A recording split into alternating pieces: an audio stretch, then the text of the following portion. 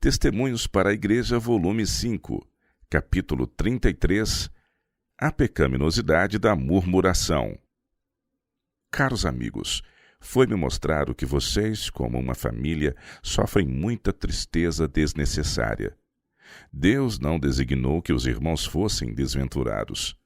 Vocês, no entanto, têm desviado a mente de Cristo e a centralizado sobremaneira em si mesmos. O grande pecado de sua família é a desnecessária murmuração contra as providências divinas. Sua insubmissão a respeito é realmente alarmante. Vocês amplificam pequenas dificuldades e se demoram muito em falar sobre desânimo. Os irmãos possuem o hábito de revestir de lamentação tudo o que lhes diz respeito e se fazem infelizes sem causa. Suas continuadas murmurações os estão separando de Deus.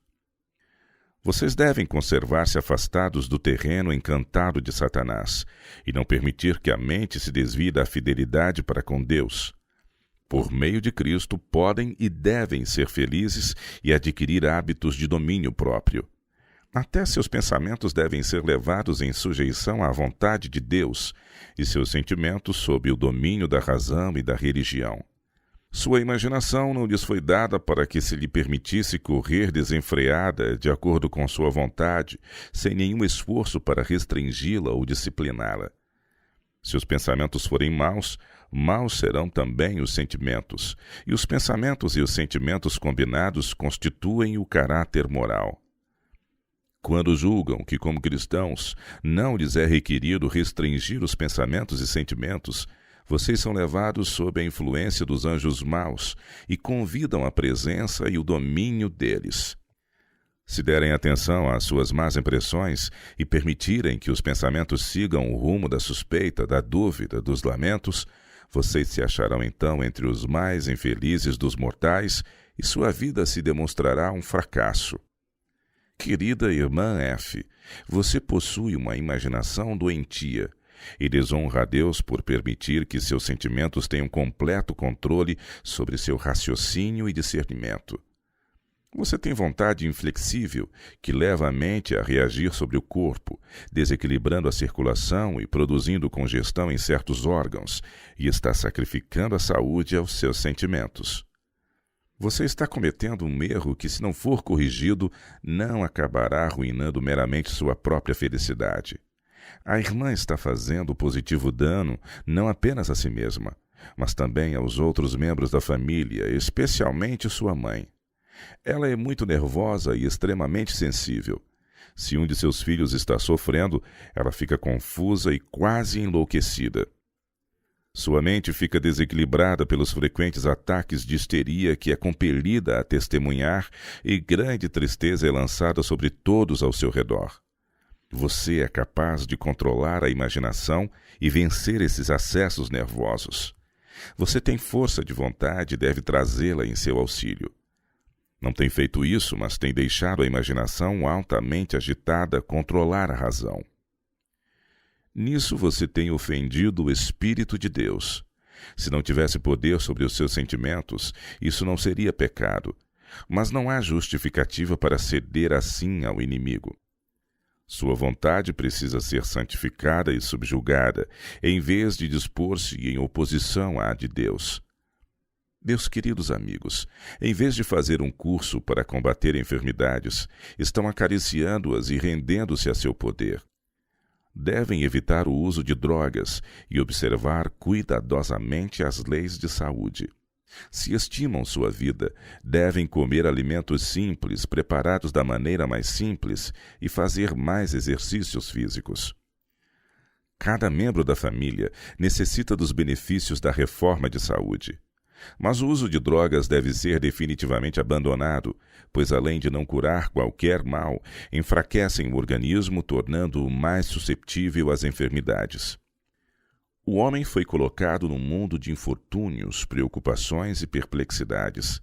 Ele foi colocado aqui para ser testado e provado, como foram Adão e Eva, a fim de que possa desenvolver um caráter reto e produzir harmonia a partir da discórdia e confusão. Temos muita coisa a fazer que é essencial à nossa felicidade e à de outros, e há muito a desfrutar. Através de Cristo somos colocados em contato com Deus. Sua misericórdia nos mantém sob contínua obrigação, sentindo-nos indignos de seus favores, somos levados a apreciar mesmo a menor concessão. Por tudo o que vocês têm e são, queridos amigos, devem ser gratos a Deus. Ele lhes concedeu atributos que, em certo sentido, são semelhantes aos que ele próprio possui. E vocês devem esforçar-se intensamente para desenvolver esses atributos, não para agradar e exaltar o eu, mas para glorificá-lo. Vocês não tiraram a melhor vantagem de seus privilégios. Os irmãos deveriam preparar-se para assumir responsabilidades. O intelecto precisa ser cultivado. Se deixado na inação, torna-se envelhecido. Este mundo pertence ao Senhor. Pode ver-se aqui que a natureza animada e inanimada obedece à sua vontade. Deus criou o homem como um ser superior. Unicamente ele foi formado à imagem de Deus, com capacidade para ser participante da natureza divina, para cooperar com seu Criador e executar os seus planos, e somente ele acha-se em guerra contra os propósitos de Deus. Com que maravilhosa beleza foram modeladas todas as coisas na natureza! Por toda parte vemos as obras perfeitas do grande artista. Os céus declaram a sua glória, e a terra, que foi formada para a felicidade do homem, nos fala de seu inigualável amor. Sua superfície não é uma planície monótona, mas grandes cadeias de montanhas emergem para diversificar a paisagem. Há espumantes correntes e vales férteis, belos lagos, grandes rios e o oceano sem limites. Deus manda o orvalho e a chuva para refrescar a terra sedenta. As brisas que promovem saúde ao purificar e refrigerar a atmosfera são controladas por sua sabedoria. Ele pôs o sol nos céus para marcar o dia e a noite, e por seus benévolos raios fornece luz e calor à terra, fazendo com que a vegetação cresça. Chamo sua atenção para essas bênçãos, advindas da generosa mão de Deus. Que o renovado brilho de cada manhã desperte louvor em seu coração por tais provas de seu amoroso cuidado. Mas ao mesmo tempo em que nosso bondoso Pai Celestial dá tantas coisas para promover-nos a felicidade, também concede bênçãos disfarçadas. Ele compreende as necessidades do homem decaído, e enquanto nos confere benefícios por um lado, por outro designou inconveniências para estimular-nos ao uso das habilidades que nos outorgou. Elas desenvolvem em nós paciente diligência, perseverança e coragem. Há males que o homem pode atenuar, mas jamais remover. Ele deve vencer os obstáculos e formar seu ambiente em vez de ser por ele moldado. Ele tem margem para pôr em prática seus talentos, pondo ordem e harmonia onde há confusão. Nesta obra pode ele ter auxílio divino se o suplicar. Não é deixado a lutar com suas próprias forças contra as tentações e provas. Um que é poderoso foi autorizado a ajudar. Jesus deixou as cortes reais do céu e sofreu e morreu no mundo degradado pelo pecado, para que pudesse ensinar o homem a passar pelas provas da vida e vencer as suas tentações. Aqui está um modelo para nós. À medida que os benefícios concedidos pelo Pai do céu às suas criaturas são contados minuciosamente, vocês não se sentem reprovados por suas ingratas lamentações? Por muitos anos ele lhes concedeu uma filha e irmã, até que vocês começaram a considerá-la como sua e sentiram que tinham o direito a esse belo presente. Deus ouviu suas murmurações. Caso houvesse uma nuvem à vista, vocês pareciam se esquecer de que o sol brilhava continuamente.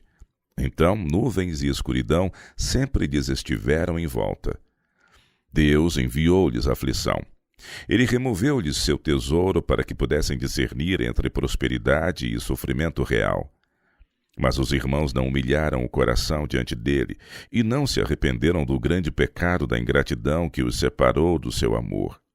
Como Jó, julgaram que tinham razão para a ansiedade e não queriam ser confortados. Era razoável isso?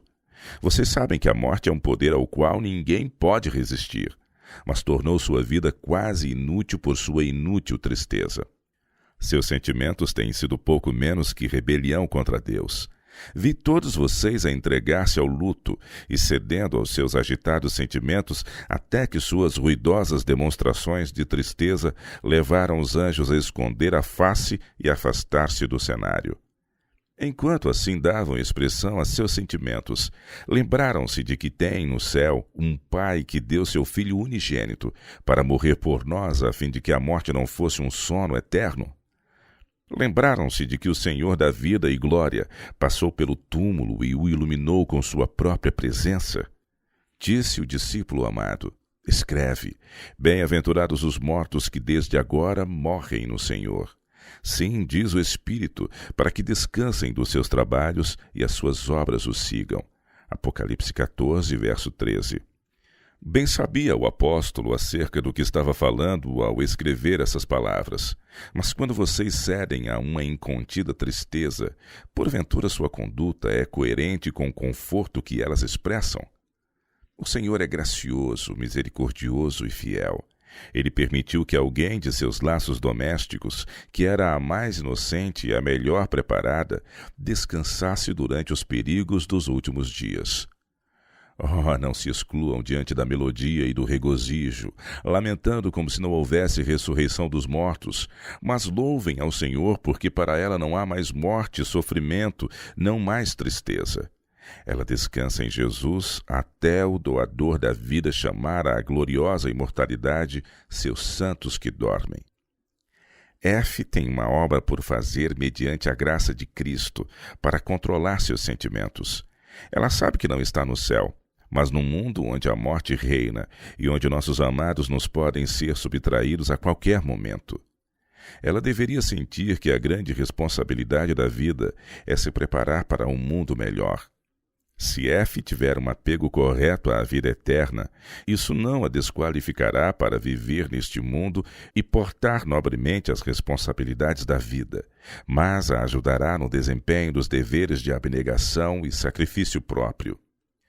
Como uma família, vocês têm falado tanto em trevas e queixas que foram transformados à mesma imagem. Parecem querer atrair as simpatias uns dos outros e provocar excitação nervosa até ficarem numa situação sombria, triste e desoladora. Os irmãos têm se ocupado em lamentações, mas elas não atraem os anjos. Se não mudarem de conduta, Deus se achegará e lidará com vocês em juízo. Não é este um tempo de ações de graças em seu lar e de contar com júbilo as bênçãos que têm sido derramadas sobre vocês? O poder da verdade deve ser suficiente para suster e consolar em qualquer adversidade. É em habilitar seu possuidor a triunfar sobre a aflição que a religião de Cristo revela seu verdadeiro valor. Põe os apetites, as paixões e as emoções sob o controle da razão e da consciência e disciplina os pensamentos de modo a fluírem no conduto sadio. E então a língua não se permitirá desonrar a Deus por expressões de pecaminoso descontentamento. Nosso Criador reivindica com justiça o direito de fazer o que achar melhor com as criaturas de suas mãos. Ele tem o direito de governar segundo sua vontade e não como o homem escolhe. Deus, porém, não é um juiz severo, um cruel e exigente credor. Ele é a verdadeira fonte do amor, o doador de inumeráveis bênçãos.